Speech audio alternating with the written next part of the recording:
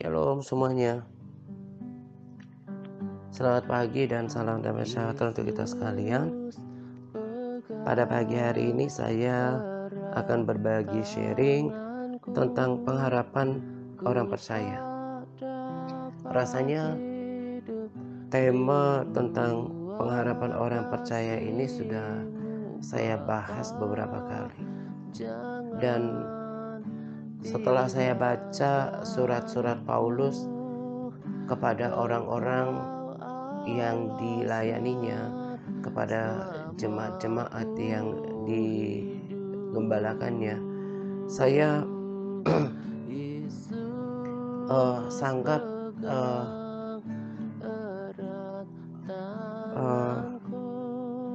terberkati dan juga terdorong untuk membuatkan sharing berseri tentang pengharapan orang percaya ini, karena ini yang terlalu sering ditekankan oleh Paulus dalam surat-suratnya kepada jemaat-jemaat yang dilayaninya. Jadi kalau pada judul saya tuliskan pengharapan orang percaya one of three, jadi satu dari tiga bagian. Jadi saya yakin minimal 3 sesi ke depan saya akan buatkan sharing tentang pengharapan orang percaya. Tetapi saya nggak tahu apakah bisa langsung berturut-turut atau berselang-seling gitu. Nanti tergantung apa yang saya dapatkan untuk dibagikan gitu. Tetapi saya rencana mau membuatkan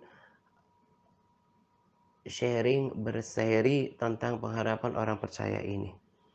Nah, ketika saya baca di kitab Kolose ini, saya sangat diberkati olehnya, dan 2 hari rasanya saya stay di chapter ini, di pasal ini, untuk merenungkan betapa sebetulnya kita ini adalah orang-orang yang sangat-sangat beruntung, dan bertepatan dengan peringatan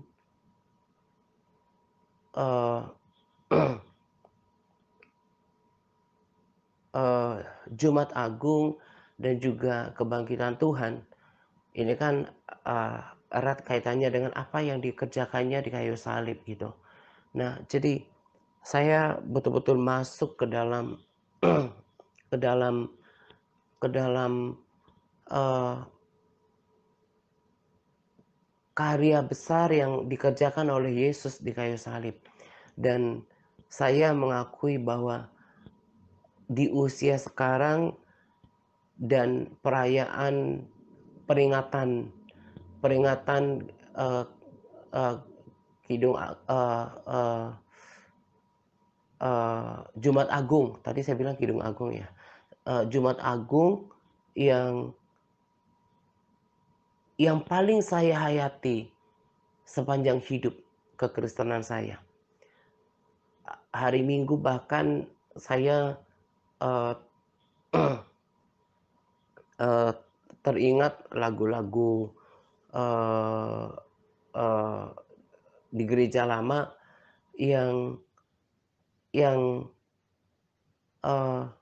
sangat mengharukan gitu ya. Saya sampai nggak kuat menahan air mata gitu, karena tadi saya katakan ini kali pertama saya bisa memaknai arti pengorbanan Yesus di kayu salib dan apa yang dikerjakannya gitu. Andaikan saja Yesus tidak rela mati di kayu salib, tentu nasib kita sekarang itu akan sangat mengerikan. Sebab oleh karya Yesus akhirnya kita tidak menanggung akibat dosa yang seharusnya kita tanggung. Harusnya kita yang dipakukan pada pada salib itu. Di ayat eee, di di eee, saya sudah baca sampai pada pasal 2 di kitab Kolose ini, di kitab di Kolose 2 ayat 13 sampai 14 dikatakan, "Kamu juga meskipun dahulu mati oleh pelanggaranmu dan oleh karena tidak disunat secara lahiriah, telah dihidupkan Allah bersama-sama dengan Dia Yesus di sini, sesudah Ia mengampuni segala pelanggaran kita, dengan menghapuskan surat hutang yang oleh ketentuan-ketentuan hukum mendakwa dan mengancam kita, dan itu ditiadakannya dengan memakukannya pada kayu salib." Jadi surat surat hutang yang yang mendakwa dan mengancam kita akibat dosa, akibat pelanggaran kita, itu kan sudah dipakukan dengan kematian Yesus, digantikan dan Tuhan katakan sudah selesai gitu. Nah, saya masuk dalam eee, dalam pemaknaan itu dan saya betul-betul terharu gitu.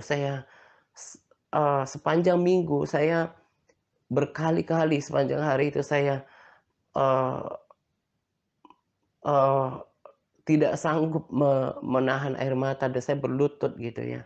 Saya katakan, "Tuhan, harusnya aku yang harus dipaku di situ.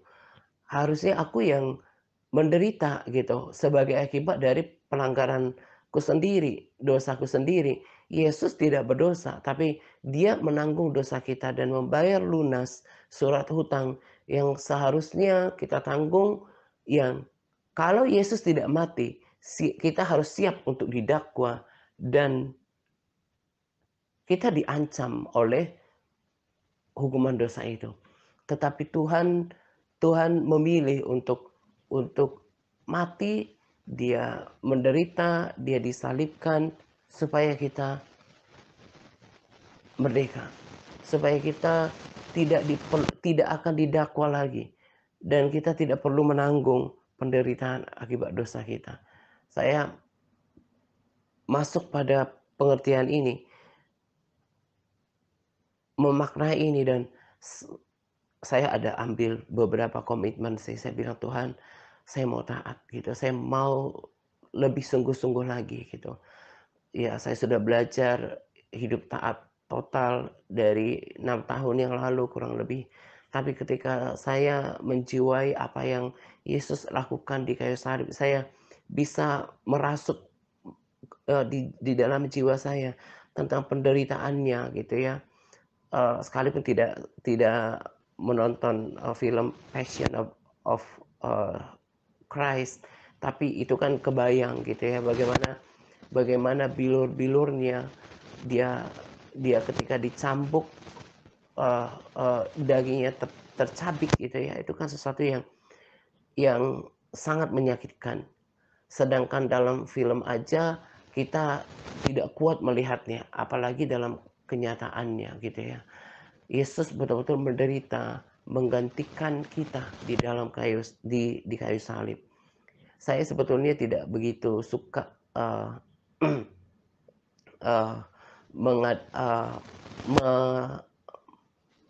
me maksudnya gini, heboh dalam perayaan-perayaan seperti Selamat Natal gitu ya. Tapi saya, berusaha untuk mengucapkan itu supaya nanti jangan jangan pula ada orang yang berpikir bahwa saya seperti orang anti Natal gitu ya. Demikian juga dengan, perayaan-perayaan seperti Jumat Agung atau ya memperingati kematian Yesus. Saya kan di dalam, grup juga kan saya nggak terlalu heboh, eee eee, mengucapkan, eee, selamat, beribadah Jumat Agung atau Paskah gitu ya. Ya kalau para sahabat atau saudara juga melakukan itu nggak salah sih. Tapi kalau saya lebih pada masuk pada pemaknaan. Karena bagi saya sangat, memprihatinkan dan juga, menyakitkan sikap kebanyakan orang Kristen sejauh ini yang merayakan perayaan-perayaan, eee eee, agama Kristen seperti Natal dan juga bahkan, Jumat Agung dengan cara yang tidak tidak sepantasnya. Malah, eee, seperti Natal, bahkan mungkin saat merayakan Paskah, mereka malah mabuk-mabukan, minum-minum, pesta pesta miras gitu ya. Eee, bahkan ya mungkin ada yang berpesta pora gitu ya, dengan itu semua. Rutinitas sih dilakukan, bahkan mungkin kalau ke gereja, dia berpakaian ketika Jumat Agung, dia berpakaian pakaian kabung gitu ya. Tapi setelah itu hanya ritual aja gitu, itu hanya rutinitas saja. Tapi setelah keluar dari gedung gereja, kemudian hidupnya nggak berubah, nggak betul-betul memaknai apa yang Kristus lakukan di kayu salib, apa yang sudah dilakukan Yesus di kayu salib gitu. Nggak masuk pada pemaknaan itu, sehingga sekalipun berulang-ulang berpuluh kali merayakan Natal, terlebih Jumat Agung, merayakan kematian Yesus, hidupnya nggak berubah gitu. Nah, saya lebih pada pemaknaan itu. Bagaimana kemudian setelah saya merenungkan pengorbanan Yesus, saya mengambil uh, uh, komitmen baru, memperbarui komitmen saya untuk lebih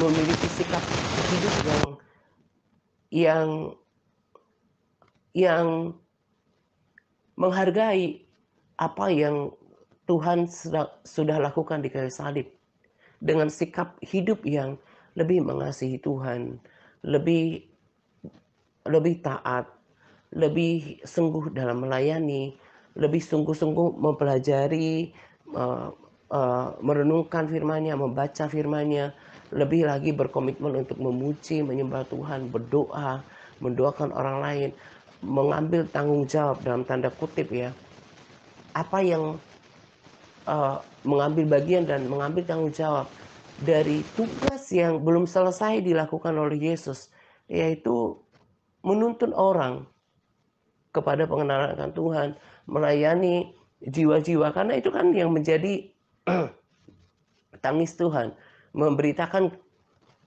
kebenaran sejati, menuntun orang kepada kekristenan dan uh, kepercayaan, terlebih ketaatan kepada Tuhan. Makanya di dalam salib yang saya perbarui pada gambar grup TRC itu believe and obey. Jadi percaya dan taati gitu. Nah, itu yang saya perbarui, itu yang saya betul-betul resapi di dalam kehidupan saya, dan saya mau respons dengan cara yang pantas gitu ya, bukan bukan hanya liturgi, bukan cuma rutinitas, atau bahkan kalau Jumat Agung dengan pakaian berkabung, tapi cuma pakaian saja yang berkabung, tapi nggak sungguh-sungguh masuk ke dalam uh, kisah pengorbanan itu, dan itu sangat sangat memprihatinkan gitu. Nah,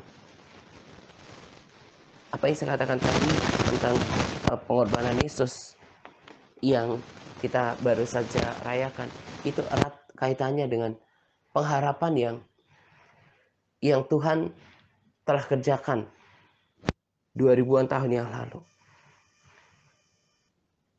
Kita sekarang menjadi orang-orang yang sangat beruntung. Kita nggak betul-betul, saya nggak tahu apakah para sahabat dan juga saudara seperti saya gitu ya, yang betul-betul menyadari bahwa nggak habis pikir gitu ya, bukan nggak habis pikir, nggak nggak bukan nggak habis pikir, tapi sungguh nggak bisa dimengerti gitu. Sungguh gak bisa dimengerti, kenapa kok saya gitu, yang dikasihi Tuhan. Padahal saya bukan orang yang hebat. Saya juga merasa bahwa saya bukan dari bangsa yang hebat. Dan saya adalah kelompok minoritas yang dikasihi oleh Tuhan. Dan kita betul-betul dipilih itu. Kita orang-orang yang sangat beruntung. Di Kolose 1 ayat 3, 4, dan 5 dikatakan seperti ini. Kami selalu mengucap syukur kepada Allah Bapa Tuhan kita Yesus Kristus. Setiap kali kami berdoa untuk kamu. Karena kami telah mendengar tentang imanmu. Dan dalam Kristus Yesus. Dan tentang kasihmu terhadap semua orang kudus.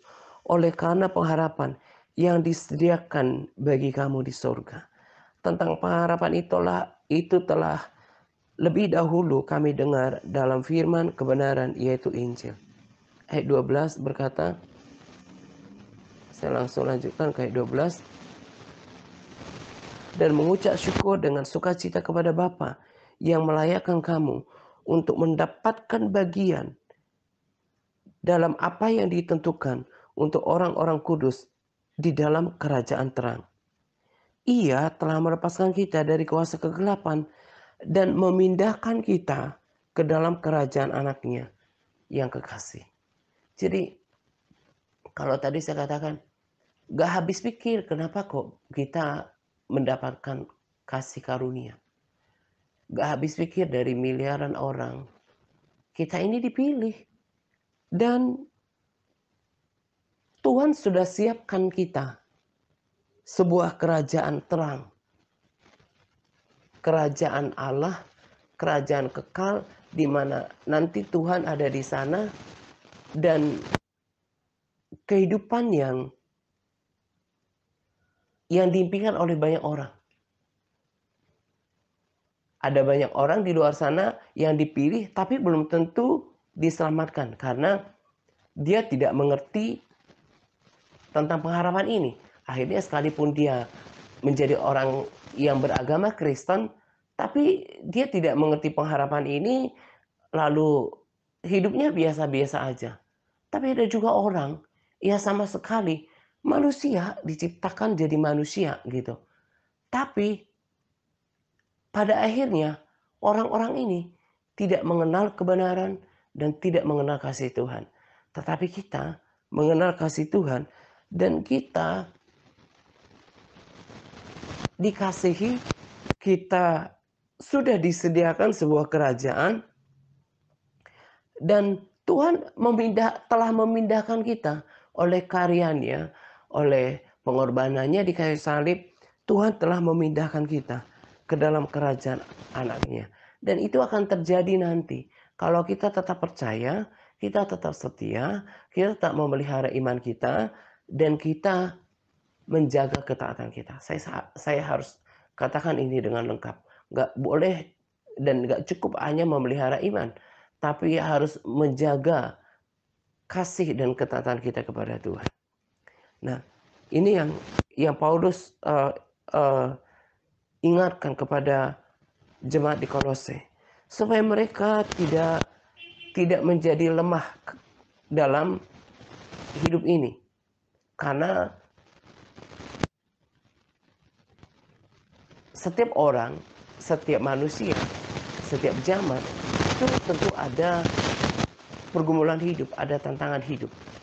Tetapi Paulus lewat suratnya berkata bahwa jangan sampai, nanti saya baca di ayat selanjutnya, jangan sampai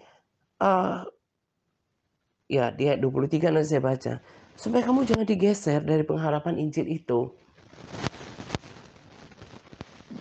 Jangan karena tantangan hidup, persoalan hidup, seolah-olah semuanya berakhir gitu. Gak bisa seperti itu. Kamu harus ngerti, ada pengharapan Injil, di mana kita ini dikasihi oleh Tuhan. Kita ini sudah disediakan kerajaan terang.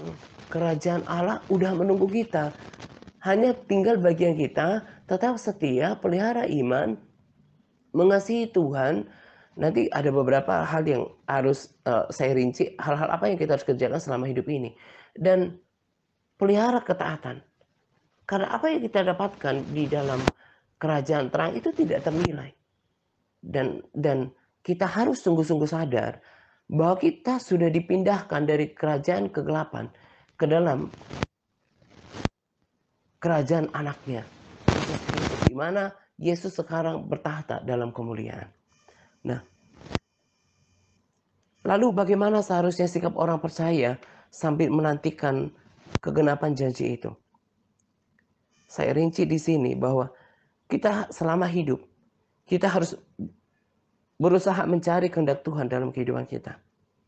Lalu menjadi orang Kristen gak cukup hanya ke gereja sekali seminggu, apalagi dengan bermegah dengan KTP Kristen, tapi harus bertumbuh dalam pengetahuan yang benar tentang Allah. Nah, kalau mau bertumbuh, kalau mau kenal Tuhan siapa, berarti harus belajar, bukan cuma baca firman Tuhan. Belajar firman Tuhan, membacanya dan mengerti kehendak Tuhan. Lalu memberi buah dalam segala pekerjaan yang baik. Kalau memberi buah ini bukan cuma buah perkataan, bukan juga cuma buah karakter yang harusnya berubah dari karakter yang lama, manusia lama menjadi yang baru, tetapi juga dalam sikap hidup, perbuatan. Tapi bukan cuma itu. Ada hal kalau saya rinci secara detail itu ada banyak. Saya lebih rinci rampingkan sesuai dengan aktivitas kita di dalam pelayanan ini supaya lebih mudah mengerti. Buah-buah apa yang baik yang kita perlu lakukan sesuai dengan tuntunan TRC sambil menantikan Tuhan. Karena nanti saya akan baca ayatnya. Paulus mengatakan bahwa kamu harus berbuah hal-hal yang baik supaya kamu layak dan berkenan di hadapan Tuhan. Kamu juga harus mengerti kehendak Tuhan. Contohnya, apa yang kita lakukan di dalam pelayanan ini adalah bertekun untuk membaca firman. Itu kan hal-hal yang baik, pekerjaan yang baik yang mesti dilakukan. Tekun saling mendoakan, memiliki ketekunan dalam berdoa, memuji, menyembah Tuhan. Saya baca di Kolose 1 ayat 9. Sebab itu sejak waktu kami mendengarnya, kami tiada berhenti berdoa untuk kamu. Kami minta supaya kamu menerima segala hikmat dan pengertian yang benar untuk mengetahui kehendak Tuhan dengan sempurna. Jadi orang Kristen yang mengerti pengharapan yang Tuhan sudah sediakan di depan, itu harusnya memiliki sikap yang bersemangat untuk mengerti kehendak Tuhan dalam hidupnya. Di waktu-waktu yang lalu kan saya katakan, kita ini bukan hewan. Kita ini ciptaan Tuhan yang paling mulia, yang diciptakan seturut dengan gambarnya dan diciptakan disertai dengan tujuan hidup. Saya sudah mengerti kehendak Tuhan dalam kehidupanku dan saya mau tahu lebih lagi dan saya mau hidupi itu. Nah, orang yang sudah mengerti tentang pengharapan apa yang Tuhan sudah sediakan di depan, dia nggak pasif menunggu sampai ajal datang, do nothing untuk di dalam hidupnya gitu. Seperti orang yang nungguin mati atau Yesus datang gitu. Nggak gitu. Tapi harus aktif mencari kehendak Tuhan dalam hidupnya lewat membaca firman, lewat penundukan dirinya dalam satu tuntunan komunitas, supaya nanti by proses dia mengerti kehendak Tuhan dalam kehidupannya, lalu juga mencari Tuhan dalam persekutuannya. Jadi ini tanggung jawab orang Kristen sejati. Makanya harus baca firman. Berbagai cara Tuhan membukakan kita apa kehendak Tuhan atas kehidupan kita. Apa yang Tuhan kehendaki kita lakukan? Ya dengan baca firman, nanti kita mengerti apa yang Tuhan kehendaki. Lewat komunitas yang sudah punya misi, lewat persekutuan pribadi, akhirnya kita mengerti isi hati Tuhan. Jadi orang Kristen yang mengerti pengharapan ini harus berjuang penuh semangat untuk mengerti kehendak Tuhan dalam kehidupannya. Ayat 10, ini masih ada kaitannya. Jadi Paulus berdoa supaya jemaat di Kolose mengerti kehendak Tuhan dalam hidupnya. Kalau mengerti kehendak Tuhan, dilanjut di ayat 10, sehingga hidup layak di hadapannya serta berkenan kepadanya dalam segala hal. Jadi kesimpulannya, kalau seseorang dalam hidupnya tidak menemukan kehendak Tuhan dalam kehidupannya, akhirnya kan dia nggak bisa menggenapi apa tujuan Tuhan dalam hidupnya. Dia nggak kerjakan karena dia nggak ngerti kehendak Tuhan dalam kehidupannya. Saya contohnya, saya ngerti tujuan hidupku sekarang. Bukan mencari uang, bukan membangun karir atau bisnis, bukan. Tapi melayani orang, menuntun orang, mengajari orang ke dalam pertobatan, pengenalan akan Tuhan. Nah, karena saya tahu kehendak Tuhan dalam kehidupanku, aku kerjakan itu, Tuhan senang gitu. Tuhan senang. Akhirnya hidupku layak gitu. Karena saya ngerti kehendak Tuhan, aku lakukan itu. Jadi Tuhan senang gitu. Tuhan jadi berkenan atas hidupku.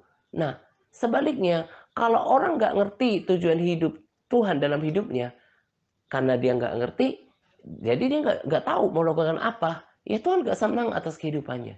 Jadi penting untuk kita menemukan menemukan kehendak Tuhan dalam kehidupan kita. Tadi saya katakan lewat pembacaan firman. Makanya baca firman sungguh-sungguh mengerti apa yang dibaca. Lalu memiliki kerendahan hati, dituntun orang yang sudah lebih rohani. Supaya dipimpin kayak guru ngajarin murid, lakukan ini, lakukan ini. Akhirnya by proses ngerti apa yang mesti dilakukan. Lalu pada tahap selanjutnya setelah memiliki kedewasaan rohani yang terus bertambah, dia bisa bersekutu, berinteraksi dengan Tuhan untuk menanyakan apa yang Tuhan mau kehendaki, apa yang Tuhan kehendaki untuk aku lakukan dalam hidupku. Bisa bertanya seperti itu. Jadi perlu setiap orang untuk mengerti kehendak Tuhan dalam kehidupannya. Supaya apa? Supaya hidupnya layak di hadapan Tuhan. Supaya hidupnya berkenan di hadapan Tuhan. Nah, kalau udah ngerti kehidupan, ngerti panggilannya dalam Tuhan, ngerti kehendak Tuhan dalam hidupnya, sehingga pada akhirnya apa? Memberi buah dalam segala pekerjaan yang baik, bertumbuh dalam pengetahuan yang benar tentang Allah. Saya bersyukur udah pada tahap itu. Saya terus bertumbuh dalam kerohanian, saya berbuah dalam perkataan, perbuatan, sikap hidup, ibadah, dan juga pelayanan. Nah, oleh sikap hidup yang terus seperti ini, mengejar dan mengerjakan kehendak Allah dalam hidup, berbuah, akhirnya Tuhan senang gitu. Tuhan berkenan. Sehingga kalau nanti ketemu Tuhan, kita menjadi orang yang layak. Tadi saya katakan berbeda dengan orang yang nggak ngerti kehendak Tuhan dalam hidupnya. Karena dia nggak ngerti, nggak lakukan apa-apa, nggak berbuah, ya gitu aja hidupnya. Apakah Tuhan itu, atau sama kayak bos di dalam dunia lah, dalam pekerjaan, senang lihat anak buah yang model begini, nggak berbuah, nggak ngerti apa yang dilakukannya. Jadi kita harus berjuang setiap orang untuk mengerti kehendak Tuhan dalam kehidupan kita. Supaya kalau udah ngerti kehendak Tuhan itu, lalu kita kemudian kita berbuah. Jadi gini, orang yang nggak ngerti kehendak Tuhan dalam kehidupannya, dia mau berbuah kayak apa? Karena dia nggak masuk dalam rencana itu. Seperti yang kayak kemarin lah saya katakan, Bu Alinang akhirnya kemudian menemukan panggilannya di dalam pelayanan ini. Ya, saya sebut admin aja dulu ya sebagai contoh. Ya, termasuk di intercessor yang menemukan panggilannya berdoa. Ya, seperti Bu Lini yang hanya, maaf bukan berarti merendahkan, tapi cuma jemaat biasa kan tadinya. Tapi sekarang berbuah. Ya, Bu Wanti juga yang punya kerinduan untuk memenangkan jiwa, tapi karena budaya di Hong Kong yang tidak seperti di Indonesia ada kumpul-kumpul komsel, ditambah lagi dengan pandemi, tapi akhirnya bisa berbuah karena menemukan panggilannya.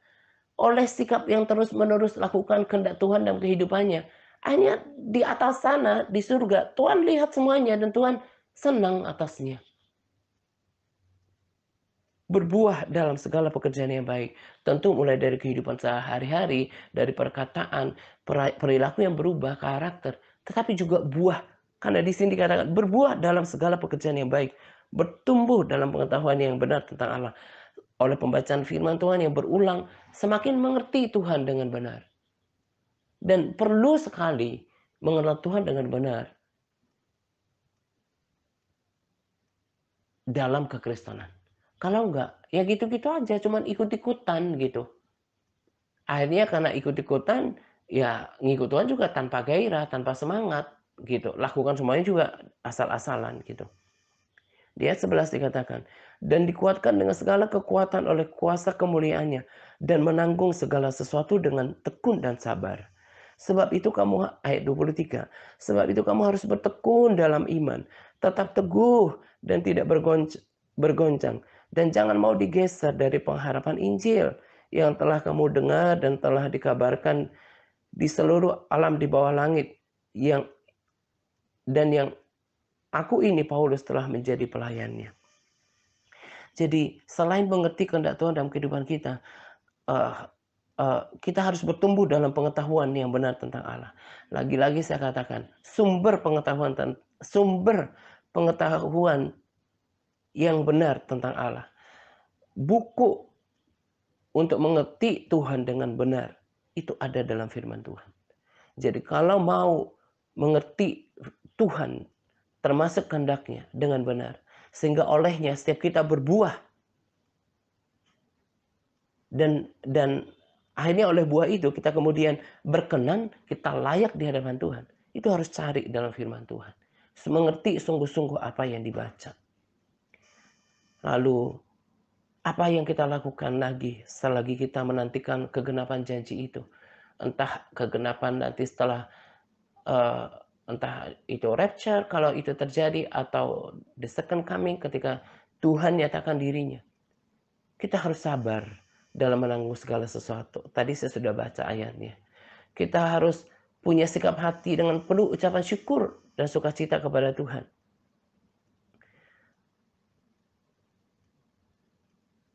Lalu kemudian kita harus bertekun dalam iman akan pengharapan Injil. Jadi kalau orang sudah ngerti pengharapan ini, betapa kita tadi saya katakan masih ada hubungannya dengan pengorbanan Yesus di kayu salib. Dia kerjakan semuanya. Sebetulnya bukan hanya menggantikan kita di kayu salib, bukan cuma melunasi surat hutang kita, tapi telah memindahkan kita dari kerajaan kegelapan kepada kerajaan di mana anaknya itu sekarang telah bertahta dalam kemuliaan. Kita dipilih dan masuk ke dalam kerajaan terang. Kalau sudah mengerti itu semua, maka sebetulnya sangat sangat tidak pantas orang Kristen, orang percaya itu memiliki sikap hidup yang bermalas-malasan, putus asa, kehilangan pengharapan, tidak bersemangat dalam hidup. Saya kadang merasa nggak enak hati gitu ya kalau kayak di grup keluarga, atau seperti sekarang saya sedang belajar di Instagram. Saya selama ini hanya pakai di Facebook, dan ketika zaman WA itu juga ya namanya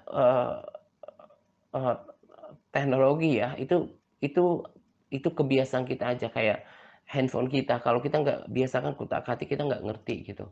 Nah saya mulai sediakan waktu belajar di Instagram gitu ya.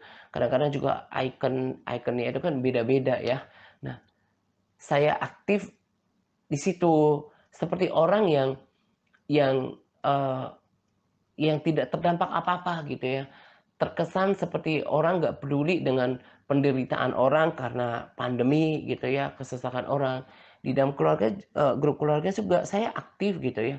Termasuk di dalam hidup dan di dalam grup ini, di dalam pelayanan ini, ketika saya seolah seperti, orang yang bagaimana ya saya katakan ya, sangat menentang atau tidak menyukai perilaku kita yang seperti orang yang nggak berpengharapan gitu ya.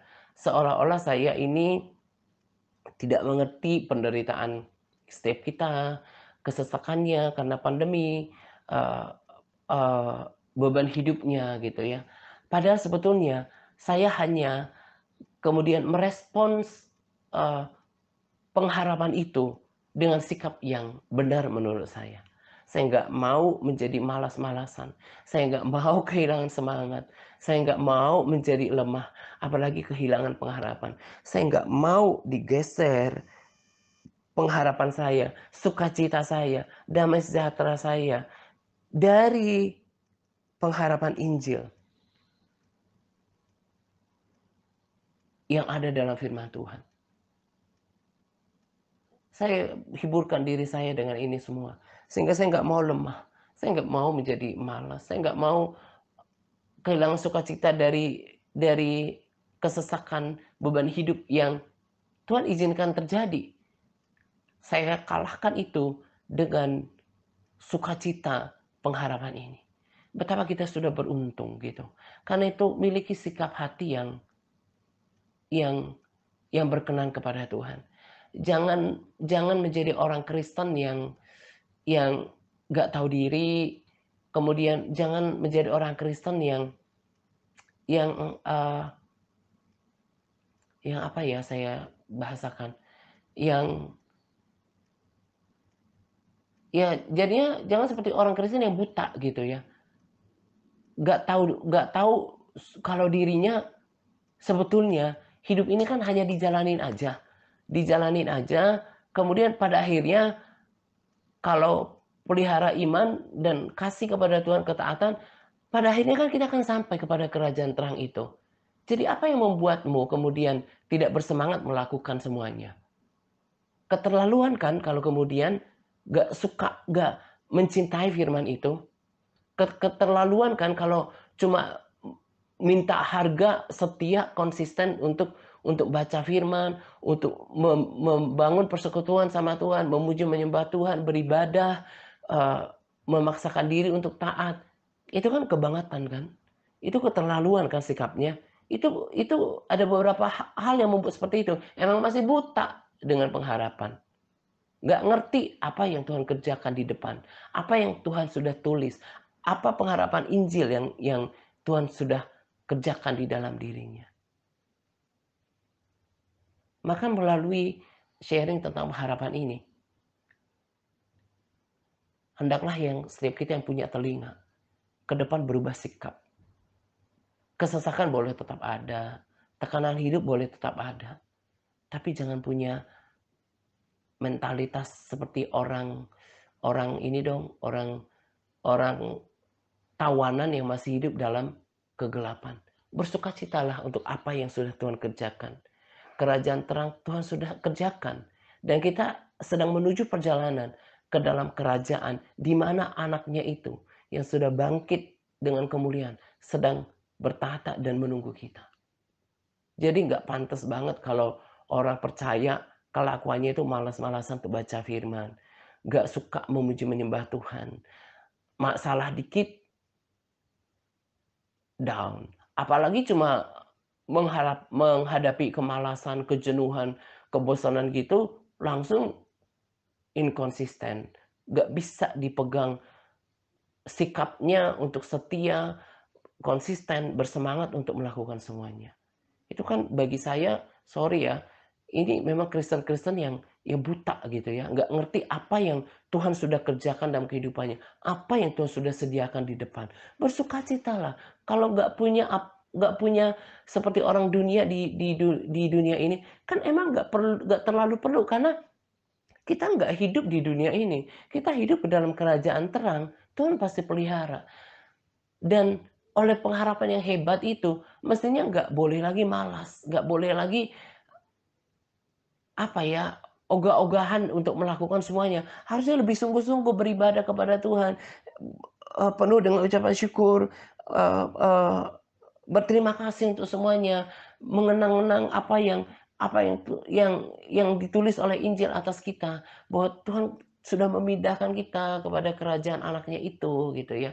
Berpengharapanlah,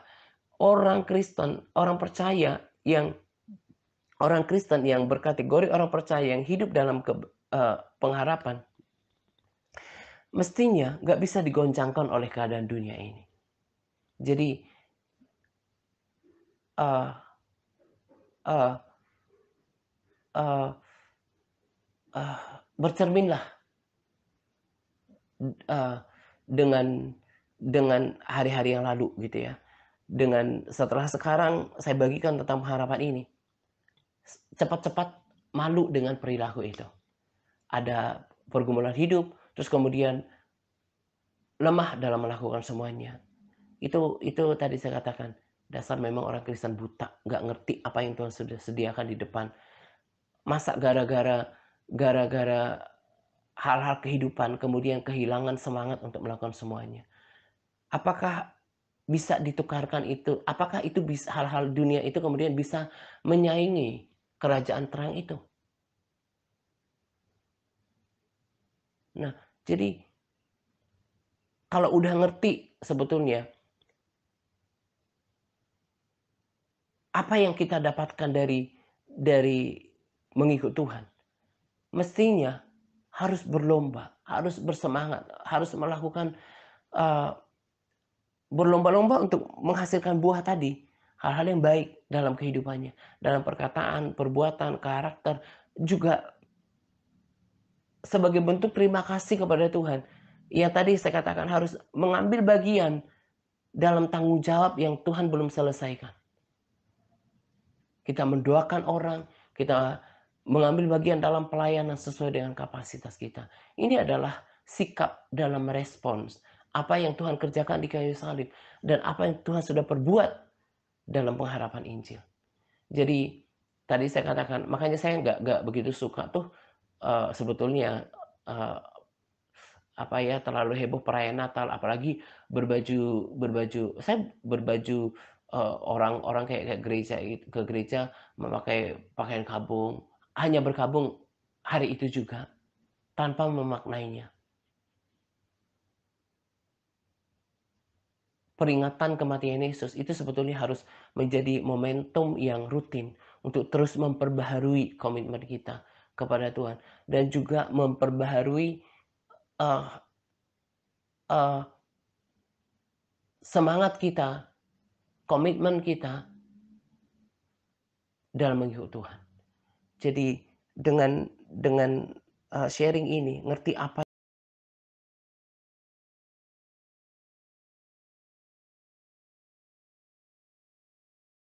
yang Tuhan sudah sediakan dan juga, kiranya kita juga, eee, terus memaknai apa yang Tuhan kerjakan, penderitaannya yang tidak bisa dibandingkan dengan apapun. Itu tidak kemudian dilecehkan dengan sikap hati, sikap hidup yang rendahan seperti itu. Berubahlah. Kalau tekanan seperti itu saja, tekanan hidup bisa menggeser, eee, komitmen kita, menggeser semangat kita, menggeser cinta kita kepada Tuhan. Saya pikir sikap seperti itu tidak akan pernah, tidak mungkin menyenangkan hati Tuhan. Padahal Paulus tadi katakan bahwa harus berbuah, harus menjaga sikap hidup yang berkenan supaya kita layak gitu. Karena kalau Yesus datang, itu yang kita harus perjuangkan. Makanya setiap hari itu kan kita harus baca firman, merenungkannya, menjaga kerohanian kita tetap on, supaya apa? Kita punya tanggung jawab untuk, kan Tuhan bilang berjaga-jaga sebab kamu tidak tahu, akan hari dan waktunya. Jadi kita harus berjuang Bahkan berpikir bahwa seolah-olah hari ini adalah hari yang terakhir kita hidup. Kita harus berjuang supaya mempertahankan hidup yang layak tadi. Jadi kalau orang katanya udah punya pengharapan di dalam kerajaan terang, tapi malas-malasan, inkonsisten, kehilangan semangat. Masa seperti itu sikap hidup yang layak? Sikap hidup yang layak terus bersemangat, nggak boleh dipengaruhi oleh apapun juga gitu. Tetap bersukacita, mengucap syukur tadi katanya. Nggak boleh lemah, kita harus lakukan bagian kita. Bahkan waktu yang sisa sebetulnya kita kita pakai untuk merespons pengorbanan Yesus itu dengan sikap hidup yang berkenan tadi, dan juga menunjukkan sikap hidup yang bersukacita karena Tuhan udah kerja, udah gantikan surat hutang kita, plus Dia sediakan kita kerajaan terang di mana Yesus ada sekarang. Jadi kalau orang percaya hidup seperti ini, gak akan putus harapan, gak akan hilang pengharapan. Malu sebetulnya sama Tuhan. Kenapa? Terlebih yang gak baca firman, gak berdoa, malu lah.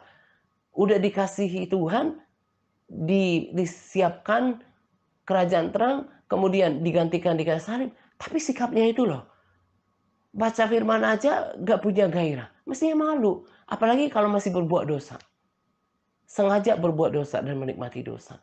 Nah, tapi saya kasih tahu di sini pengharapannya. Kita diberikan anugerah, kita emang udah disiapkan di sana. Kalau kita tidak mempertahankan kehidupan yang layak, dengan sikap hidup kita, dengan praktek hidup kita, dan saya garis bawahi di sini, dengan ketaatan kita, jangan berharap kita akan berkenan di hadapan Tuhan. Nah, kiranya apa yang saya bagikan hari ini membagikan semangat kita, miliki rasa malu di hadapan Tuhan. Udah digantikan di kayu salib, udah disediakan kerajaan terang. Masa sih sikap hidupnya kayak gitu? Hal-hal dunia ini mempengaruhi cintanya kepada Tuhan. Berawas-awas dengan sikap hidup. Kalau Tuhan datang dengan tiba-tiba dan kita nggak didapati, dan kita didapati tidak berkenan, tidak layak menurut pandangan Tuhan, Tuhan juga bisa menolak. Sebab orang Israel yang asli pun bisa ditolak, dibinasakan oleh Tuhan. Apalagi kita yang dicangkok, carang yang dicangkok. Bukan bangsa pilihan secara fisik, tapi karena kasih karunia kita dipilih.